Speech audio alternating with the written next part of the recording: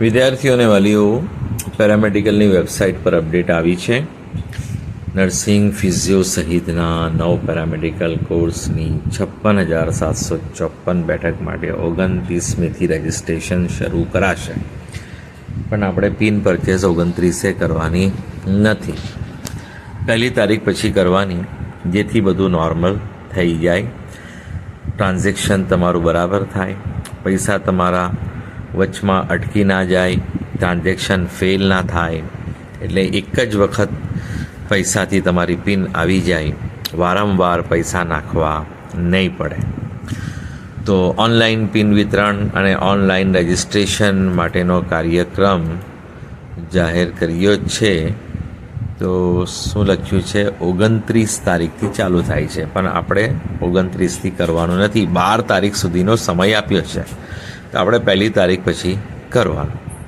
અને online registration પણ એ જ સમય છે, તો આપણે 1લી તારીખ પછી જ પિન પરચેસ કરીને કરવાનું રહેશે. અને પિન પરચેસ કર્યા પછી રજિસ્ટ્રેશન કરવાનું હોય. રજિસ્ટ્રેશન કર્યા પછી જે છે ને, હેલ્થ સેન્ટર પર જઈને આપણે ડોક્યુમેન્ટ્સ બધા વેરીફાઈ કરાવવાના હોય છે. અમુક લોકોને ખ્યાલ નથી હોતું, તો પછી મેરિટ લિસ્ટમાં એમનું નામ આવતું નથી.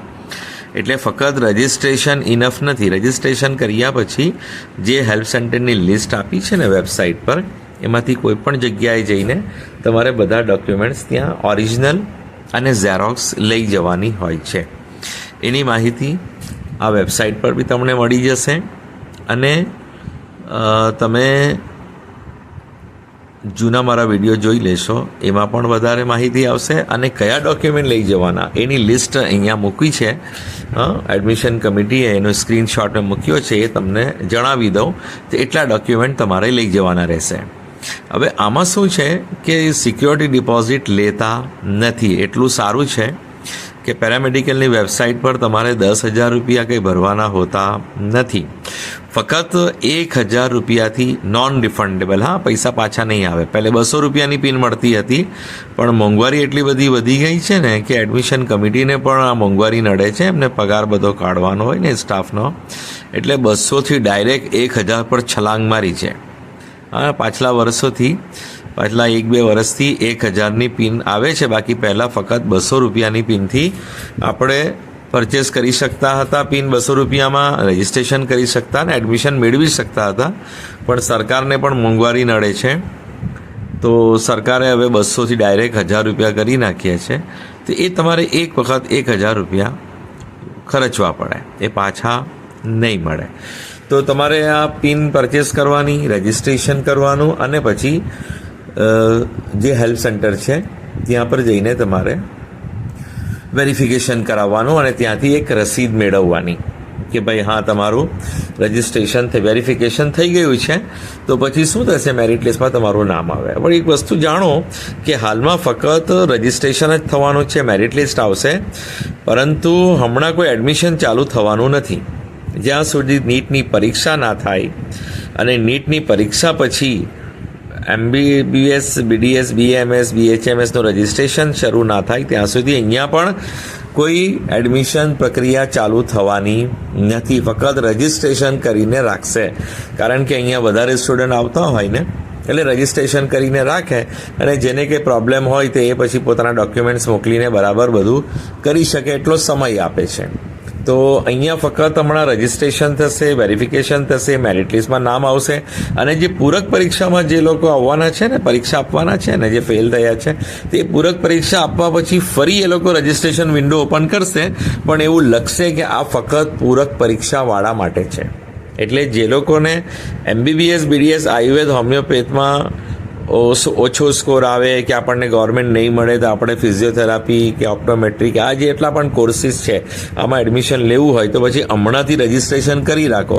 કેમ કે એડમિશન કમિટી ફરી તમને ચાન્સ આપે નહીં આપે એની કોઈ શ્યોરિટી નથી. ગયા વર્ષે શું થયું હતું કે જનરલી પેરામેડિકલમાં એક જ વખત રજિસ્ટ્રેશન થાય છે, દર રાઉન્ડનું રજિસ્ટ્રેશન થતું નથી જેવી રીતે મેડિકલમાં થાય છે કે દરેક રાઉન્ડનું રજિસ્ટ્રેશન. આમાં ફક્ત એક જ વખત રજિસ્ટ્રેશન થાય છે અને આ જ રજિસ્ટ્રેશનથી બધા રાઉન્ડ છેલ્લે સુધી થાય છે. યાદ રાખજો. એટલે તમારે આ અવસર ચૂકવાનો નથી. 1,000 રૂપિયા માટે તમે તમારું વરસ નહીં બગાડતા.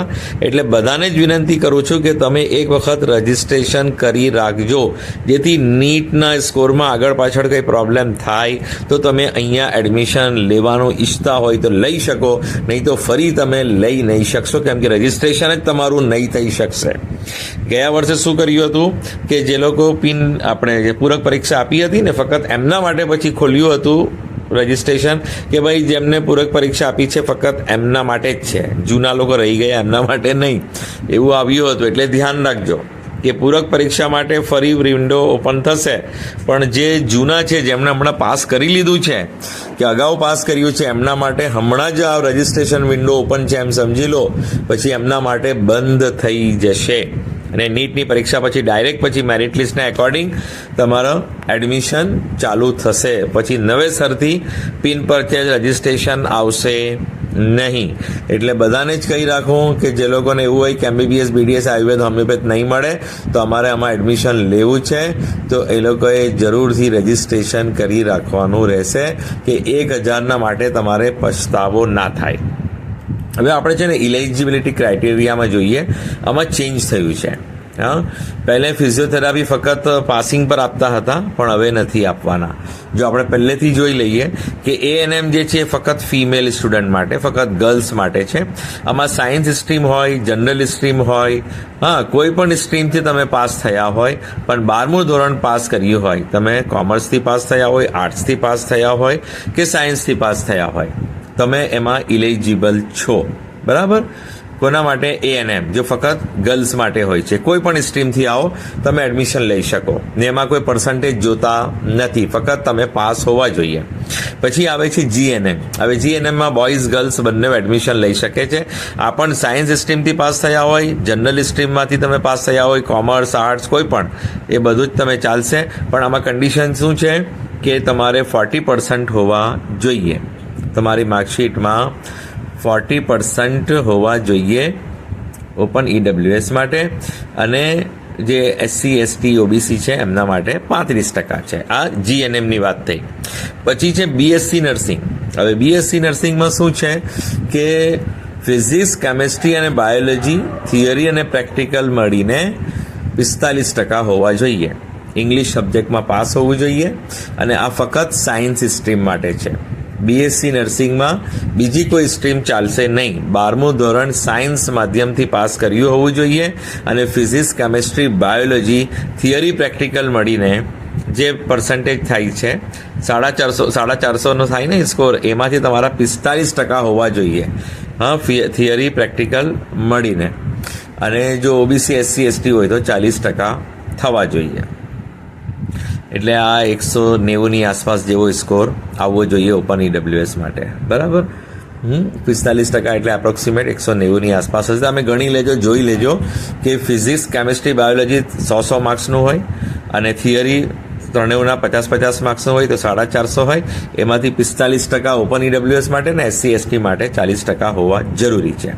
હવે જો સૌથી કડક જે કન્ડિશન થઈ ગઈ છે એ ફિઝિયોથેરાપી, હા, ઓપ્ટોમેટ્રી, નેચરોપેથી, DSLP, આ જે છે ને આમાં ફિઝિક્સ, કેમેસ્ટ્રી, બાયોલોજી થિયરી અને પ્રેક્ટિકલ જે ઉપર જે આપણે ગણાવ્યું ને એ જ 12મા ધોરણની માર્કશીટ ચાલે. આમાં પેલું એ નહીં ચાલે, શું કંઈ જનરલ સ્ટ્રીમ નહીં ચાલે, પણ આમાં 50% માંગ્યા છે. એટલે પહેલે શું હતું, ફિઝિયોથેરાપી આપણને ફક્ત પાસિંગ પણ મળતું હતું, ગ્રેસિંગ માર્ક્સથી પાસ હોય ને તો પણ મળે, પણ હવે ફિઝિયોથેરાપી માટે 50% કરી નાખે છે. આ વર્ષે નીટ બેઝ નથી, પણ 12મા ધોરણમાં 50% જોઈએ ઓપન EWS માટે. એટલે 450 છે ને સ્કોર, એમાંથી તમારા 200 માર્ક્સ હોય ને એમાંથી 225 હોવા જોઈએ એ પણ EWS માટે, અને OBC SC ST માટે 180 હોવા જોઈએ. હા, આ ફિઝિયોથેરાપી હા એના માટે છે. અને આ જો 3-4 કોર્સ લખ્યા છે, એ BPT છે, BO છે, BOT છે, BASLP છે. બરાબર? હવે એમાં આપણે જોઈ લઈએ bachelor of physiotherapy, bachelor of orthotics and prosthetics, bachelor of optometry, અને બેચલર ઓફ ઓક્યુપેશનલ થેરાપી થાય છે BAOTમાં, અને BSLPમાં બેચલર ઓફ ઓડિયોલોજી અને સ્પીચ લેંગ્વેજ પેથોલોજી. તો આ જે કોર્સિસ છે એમાં એ લોકોએ જે પહેલે મેડિકલના ક્રાઇટેરિયા હતા ને તે અહીંયા માંગ્યા છે, ને મેડિકલમાંથી ક્રાઇટેરિયા નીકળી ગયા છે. આ 50% ને 40% છે ને એ MBBS આયુર્વેદ હોમિયોપેથમાંથી નીકળી ગયું છે. ગુજરાતમાં ફક્ત તમે 12મું ધોરણ પાસ કરો ને સાયન્સથી એટલે ઇલિજિબલ થાવ, પણ નીટના સ્કોરના બેઝ પર તમારું એડમિશન મેરિટ લિસ્ટ તૈયાર થાય છે. પણ 12થનો ક્રાઇટેરિયામાં 50% આયુર્વેદ હોમિયોપેથ અને MBBSમાંથી નીકળી ગયો, ફક્ત BDSમાં છે. અંધેર નગરી કહી શકાય કે MBBSમાંથી કાઢી નાખ્યા, આયુર્વેદમાંથી કાઢી નાખ્યા, હોમિયોપેથમાંથી કાઢી નાખ્યા અને ડેન્ટલમાં રાખ્યા છે. અને ફિઝિયોથેરાપી આવતા વર્ષે નીટ બેઝ જ થવાનું છે, તે છતાં પણ એમાં 50% નાખી દીધા છે. એટલે MBBS આયુર્વેદ હોમિયોપેથમાંથી કાઢી નાખ્યા અને ફિઝિયોથેરાપીમાં નહીં હતા, ઓનલી પાસિંગ હતું, એમાં 50% નાખી દીધા કે 50% તમને જોઈશે. એટલે ફિઝિયોથેરાપી આ વર્ષે મેળવવું ઇઝી નહીં રહેશે. આયુર્વેદ હોમિયોપેથ મેળવવું ઇઝી રહેશે જો નીટમાં ક્વોલિફાય હોય તો, પણ ફિઝિયોથેરાપી મેળવવા માટે આ 50% તમારા જોઈએ. 450માંથી 225 physics, chemistry, biology, theory, practical મળીને, અને SC ST OBC માટે 40%, એટલે કે 180 હોવા જોઈએ 450માંથી. હવે આ બાકીનું છે BOP, BNYS, હા બરાબર, નેચરલ યોગિક સાયન્સ, તો એના અંદર તમને ફક્ત પાસ જ જોઈશે, એમાં કોઈ પર્સન્ટેજ માંગ્યા નથી, પણ એમાં 12th સાયન્સ માંગ્યું છે. એટલે ઉપરની જે સ્ટ્રીમ છે ને ANM, GNM, એમાં જ તમને કોઈપણ સ્ટ્રીમમાંથી તમે એડમિશન લઈ શકો. અને BSc નર્સિંગ અને બાકીના બધામાં તમારે 12મા ધોરણમાં આપણે સાયન્સથી જ પાસ કરેલું હોવું જોઈએ. બીજી સ્ટ્રીમ આમાં વેલિડ કરતા નથી, ફક્ત GNM, ANMમાં વેલિડ કરે છે. ઓપ્ટોમેટ્રીમાં જે ક્રાઇટેરિયા છે એમાં તો લખ્યું છે કે મેથેમેટિક્સ ચાલશે, પણ અહીંયા આ લોકોએ લખ્યું નથી. ઓપ્ટોમેટ્રીની વેબસાઇટ પર જે જુદો ક્રાઇટેરિયા આવ્યો છે ને, તે ઓપ્ટોમેટ્રીમાં લખ્યું છે કે તમે મેથેમેટિક્સ લીધું હોય ને તો પણ ચાલશે, પણ અહીંયા શું લખ્યું છે કે બાયોલોજી જ જોઈએ, મેથેમેટિક્સનો અહીંયા ઉલ્લેખ નથી. બરાબર. હવે એડમિશન કમિટી તો આ જે ક્રાઇટેરિયા આપે છે ને એને જો ફોલો કરે છે, પેલું જે જુદું છે ને ઓપ્ટોમેટ્રીનું, તેનું એ લોકો કદાચ માન્ય નહીં રાખશે. એ લોકોએ હમણાં જે આમાં લખીને આપ્યું છે ને એને જ માન્ય રાખશે. એટલે આ થઈ ગઈ આપણે ઇલિજિબિલિટી ક્રાઇટેરિયા. હવે આપણે શું જોઈએ આમાં કે કયા આપણને ડોક્યુમેન્ટ જોઈએ છે. બરાબર, તો ડોક્યુમેન્ટ વિશે આપણે જોઈ લઈએ.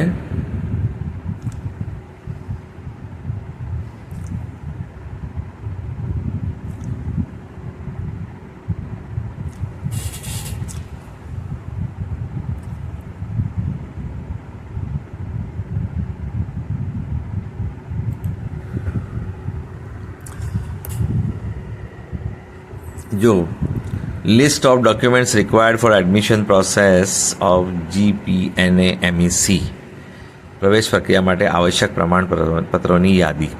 ગવર્મેન્ટ કોટા હોય કે મેનેજમેન્ટ કોટા હોય, શૈક્ષણિક વર્ષ 26-27ના અભ્યાસક્રમ માટે UG માટે દસ્તાવેજોની યાદી. શું લખ્યું છે? લાયકાત પરીક્ષા, only pass out from Gujarat board standard 12 science general marksheet.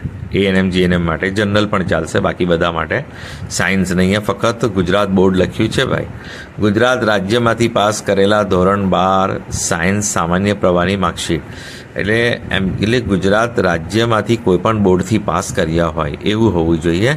આમાં લખ્યું છે ઉપર ઇંગ્લિશમાં કે ફ્રોમ ગુજરાત બોર્ડ, એ જરાક શંકા ઉત્પન્ન કરે છે. બાકી જનરલી એવું છે, તમે કોઈપણ બોર્ડથી પાસ કરી હોય, NIOSથી કરી હોય, કોઈપણ બોર્ડથી પાસ કરી હોય, પણ એનું લોકેશન જે છે ને એક્ઝામ સેન્ટરનું એ તમારું ગુજરાત હોવું જોઈએ. ને હું સમજુ છું કે એવું જ છે, ફક્ત આ ઇંગ્લિશમાં લખવામાં ભૂલ થઈ ગઈ છે. ફ્રોમ ગુજરાત એની બોર્ડ એવું આવવું જોઈએ. બરાબર. અને જે ગુજરાતીમાં લખ્યું છે ગુજરાત રાજ્યમાંથી પાસ કરેલા ધોરણ 12 સાયન્સ સામાન્ય પ્રવાહની માર્કશીટ, એટલે કોઈપણ બોર્ડથી પાસ કર્યું હોય એ જ છે. આ ઇંગ્લિશમાં થોડી મિસ્ટેક થઈ છે લખવામાં. ક્વોલિફિકેશનમાં આવી ગયું, આપણે વાત કરી લીધી. ANMની પાસિંગ છે, GNMનો 40 અને 35 છે, BScમાં 45-40 છે, અને આ BPT, BOT, BSLPમાં 50% કરી નાખ્યા છે અને 40% છે. BOP, BNYSમાં પાસ છે. ફિઝિક્સ, કેમેસ્ટ્રી અને બાયોલોજીમાં થિયરી અને પ્રેક્ટિકલ કુલ ટકા અને અંગ્રેજી વિષય પાસ થયેલ હોવો જોઈએ. હવે સૌથી પહેલાં શું છે? પ્રૂફ ઓફ બર્થ પ્લેસ, કે તમે ગુજરાતમાં જન્મ્યા કે નહીં એની વાત અહીંયા કરે છે. જો ગુજરાતના બહાર હોય એમને પછી અહીંયા એડમિશન આપતા નથી, એટલે ડોમિસાઇલ ના હોય તો. શાળા છોડ્યાનું પ્રમાણપત્ર એના અંદર બર્થ પ્લેસ લખેલું હોય છે. ટ્રાન્સફર સર્ટિફિકેટ બેમાંથી જે હોય તે. પ્રમાણપત્રમાં જન્મ સ્થળનો સ્પષ્ટ રીતે ઉલ્લેખ કરેલો હોવો જરૂરી છે. એટલે આ જે એલસી હોય છે ને, લિવિંગ સર્ટિફિકેટમાં જો બર્થ પ્લેસ લખેલું ને જન્મ સ્થળ, તો તમને પછી એક્સ્ટ્રા ડોક્યુમેન્ટની જરૂર પડતી નથી. પણ જો તમારું એલસીમાં લખેલું ના હોય જન્મ સ્થળ, તો પછી તમારે શું કરવું પડે કે જન્મ પ્રમાણપત્ર તમારે બતાવવું પડે. હા, જન્મ પ્રમાણપત્ર હોય તો પછી તમારે મૂકવું પડે, જન્મપત્ર લેવું જ પડે, એટલે બર્થ સર્ટિફિકેટ મૂકવું પડે જો એલસીમાં જન્મ સ્થળ લખેલું ના હોય તો. હવે એલસીમાં શું છે, જન્મ સ્થળ પણ લખેલું હોય છે અને જન્મ તારીખ પણ લખેલી હોય છે, તો તમને પછી જન્મનું પ્રમાણપત્ર લેવાની જરૂર ન હોય, એલસીમાં બંને આવી જતું હોય તો. બરાબર. પછી લખ્યું છે જન્મ તારીખનો પુરાવો. તો હવે જન્મ તારીખ પણ આપણા લિવિંગ સર્ટિફિકેટમાં લખેલી હોય તો તમને જન્મ સર્ટિફિકેટ, જન્મપત્ર અને બર્થ સર્ટિફિકેટ મૂકવાની જરૂર ના હોય જો એલસીમાં જન્મ સ્થળ અને જન્મ તારીખ લખેલી હોય તો. એમાં શું માંગ્યું છે કે જન્મ તારીખના પુરાવામાં સ્કૂલ લિવિંગ સર્ટિફિકેટ, બરાબર, એ તમે મૂકી દો. તો પછી આ જે transfer certificate, birth certificate, Indian passport, standard 10 marksheet, એ સ્ટાન્ડર્ડ 10ની તો જરૂર પડશે પણ બર્થ માટે જરૂર નહીં પડે. સમજી ગયા? બર્થમાં તમારું સ્કૂલ લિવિંગ સર્ટિફિકેટ ચાલી જશે. એમાં જો લખેલું હોય જન્મ સ્થળ અને જન્મ તારીખ, તો બીજા આ ડોક્યુમેન્ટની જરૂર ના પડે. પણ 10માની ધોરણની તો માર્કશીટ એમ પણ જોઈએ જ છે, 10મું અને 12માની. બરાબર. હવે માન્ય દસ્તાવેજોની યાદી કોઈ પણ એક, આમાં ગુજરાતીમાં જે લખ્યું છે, અથવા તે પહેલાં થયેલો હોવો જોઈએ. એટલે એક શાળા છોડ્યાનું પ્રમાણપત્ર, એટલે એના અંદર બધું આવી જતું હોય તો આ બાકીનું જરૂર ના પડે. પણ 10મા ધોરણની માર્કશીટ તો આપણને જોઈશે જ. હા, એના વગર એડમિશન ના મળે કે તમે ફક્ત 12મું પાસ કરીને લાવે એનઆઈએસ બોર્ડથી અને 10માની માર્કશીટ ના મૂકો તો ના ચાલે. હવે જો એસસી, એસટી, એસસી હોય એમના માટે શું છે, ગુજરાત સરકારના અધિકૃત અધિકારી દ્વારા આપવામાં આવેલ અનુસૂચિત જાતિ એસસીનું પ્રમાણપત્ર. બરાબર. પછી શું લખ્યું છે, અચ્છા, એક ઉપર વસ્તુ રહી ગઈ કે 31/12/2026 સુધીમાં 17 વર્ષ પૂરા થયા. જો અપર એજ લિમિટ નથી પેરામેડિકલમાં પણ મિનિમમ 17 વર્ષ હોવા જોઈએ, જેવી રીતે નીટ માટે છે એવી રીતે અહીંયા પણ મિનિમમ 17 વર્ષ જોઈએ. એટલે 31/12/2026 સુધી, ચાલુ વર્ષે પણ એના 17 વર્ષ થઈ જાય ને, 31 ડિસેમ્બર સુધી તો બી માનીએ છીએ, હમણાં ના હોય પણ 31/12/2026 સુધી એના 17 વર્ષ થઈ જતા હોય ને તો એ ઇલિજિબલ છે ને એડમિશન આપી દેશે. તે પછી થતા હોય તો ના હાલે. બરાબર. તો આટલું ધ્યાન રાખજો. પછી આ એસટી ઉમેદવાર માટે શું છે કે ગુજરાત રાજ્ય સરકારના અધિકૃત અધિકારી દ્વારા આપવામાં આવેલ અનુસૂચિત જનજાતિ એસટીનું પ્રમાણપત્ર જોઈશે. પછી હવે છે એસસીબીસી. હા, એસસીબીસી માટે શું છે કે સામાજિક અને શૈક્ષણિક પછાત વર્ગ એસસીબીસીનું પ્રમાણપત્ર અને ગુજરાત સરકારની પ્રવર્તિત નીતિ મુજબ પરિવારનો નોન ક્રિમિલેયર સર્ટિફિકેટ જે 1/4/24 અથવા તેના પછીનું હોવું જોઈએ. નોંધ, બંને પ્રમાણપત્રો ગુજરાત સરકારના અધિકૃત અધિકારી દ્વારા આપવામાં આવેલ હોવા જોઈએ. એટલે આપણું જે સર્ટિફિકેટ હોય છે ને એસસીબીસીનું, એ તો લાઈફ ટાઈમ એક જ હોય છે. બરાબર, એ તો વાંધો નહીં. પણ નોન ક્રિમિલેયર જે છે તમારું 23નું નહીં ચાલશે, 1/4/24 પછીનું જ ચાલશે. 1/3/24 હોય તો પણ ના ચાલે. બરાબર. 1/4/24 પછીનું ચાલશે, એટલે 2025નું ગયા વર્ષે કઢાવેલું હોય તો પણ ચાલશે. 1/4/24 પછી કોઈ પણ તારીખનું હોય તો ચાલશે, નવું નહીં કઢાવો તો ચાલશે. 1/4/24 પહેલાં નહીં ચાલે. સમજી ગયા ને? 3જા મહિના સુધીનું હોય ને 2024નું તો ના ચાલે, 4થા મહિનાથી જ ચાલશે. એ જ રીતે ઈડબ્લ્યુએસ માટે છે કે ઈડબ્લ્યુએસ માટે પણ 1/4/24 પછીનું સર્ટિફિકેટ ચાલશે, એ પહેલાંનું નહીં ચાલશે. એ પછીનું કોઈ પણ તારીખનું હોય એ ચાલશે, નવું હોય તો નવું પણ, અને 1/4/24 પછીથી હમણાં સુધી હોય તો પણ ચાલશે. 1/4/24 પહેલાંનું નહીં ચાલે. દિવ્યાંગ ઉમેદવાર માટે સરકારના અધિકૃત અધિકારી દ્વારા આપવામાં આવેલ દિવ્યાંગતાનું પ્રમાણપત્ર જોઈશે. વિધવાના અનાથ બાળકના ઉમેદવાર માટે સરકાર દ્વારા આપવામાં આવેલું અનાથનું પ્રમાણપત્ર જોઈશે, વિધવાનું પ્રમાણપત્ર જોઈએ. હવે સંરક્ષણ કર્મચારીના બાળકો હોય તો એ લોકો પેલા બદલી થતી હોય ને, તો એ લોકોના માટે આ ડોમિસાઇલ સર્ટિફિકેટ એ લોકો બનાવી આપે છે એમના માટે. બરાબર. તો એ પણ આ ગવર્મેન્ટ એટલે ગુજરાત સરકારના અધિકારી દ્વારા બનેલું હોવું જોઈએ. અને શારીરિક યોગ્યતાનું પ્રમાણપત્ર જો મેડિકલનું જુદું હોય છે અને પેરામેડિકલનું જુદું હોય છે, પણ સિગ્નેચર તો MBBS, MD કે MS એની જ પહેલાંમાં બી જોઈએ છે, MBBSમાં, BDS આયુર્વેદ હોમિયોપેથમાં, મેડિકલ ફિલ્ડમાં અને પેરામેડિકલમાં બી એમની જ હોય છે ડૉક્ટરનું, પણ જે પરફોર્મા હોય છે ને ફોર્મેટ એ જુદું હોય છે. તો આપણે GP અને MECની વેબસાઇટ પર આવશે, બરાબર, પણ હમણાં એ લોકો માંગતા નથી, એડમિશન પછી માંગે છે, એટલે હમણાં બનાવવાની જરૂર નથી. એડમિશન થઈ જાય તે પછી એ લોકો માંગે છે ને પછી પરફોર્મા તમે વેબસાઇટ પર એ લોકો મૂકશે તો તમે એમાંથી ડાઉનલોડ કરીને કરી શકશો. પણ યાદ રાખજો, MBBS BDS આયુર્વેદ હોમિયોપેથનો પરફોર્મા ફોર્મેટ અલગ હોય છે અને પેરામેડિકલનું ફોર્મેટ અલગ હોય છે, પરંતુ સિગ્નેચર બંનેની સેમ જ હોય છે કે MBBS કે MD કે MSની જ ચાલે, એમાં આયુર્વેદ હોમિયોપેથ ડૉક્ટરનું ચાલતું નથી. એમાં લાઇસન્સ નંબર લખવું પડે છે, ડૉક્ટરનું નામ લખવું પડે છે, ડિટેલ લખવાની હોય છે અને ડૉક્ટરના સહી સિક્કા હોવા જોઈએ, બરાબર. તો બંનેના સહી કરનાર ડૉક્ટરો એક જ પ્રકારના હોઈ શકે, બરાબર, MBBS હોય કે MD હોય કે MS હોય, પણ બંનેના ફોર્મેટ જુદા છે, એનું ધ્યાન રાખજો. તો આ આપણે લિસ્ટ ઓફ ડોક્યુમેન્ટની વાત થઈ ગઈ. એટલે હવે પછી આપણને ઘણો સમય છે, તમે ફક્ત આરામથી આ પિન પરચેસ કરીને રજિસ્ટ્રેશન કરીને વેરિફિકેશન કરીને રાખજો. પછી મેરિટ લિસ્ટ આવશે, પછી આપણે જોઈશું. કોઈનો કોઈ પ્રોબ્લેમ હોય તો ઈમેલ દ્વારા તમે એને કરેક્ટ કરી શકશો. આ ચેનલ સાથે જોડાયેલા રહેજો, જેથી જે પણ માહિતી આવે એના માટે હું તમને જાણકારી આપી શકું અને બીજા સ્ટુડન્ટ પેરેન્ટ્સ સુધી જરૂરથી પહોંચાડજો. Thank you so much for listening, liking, subscribing and sharing.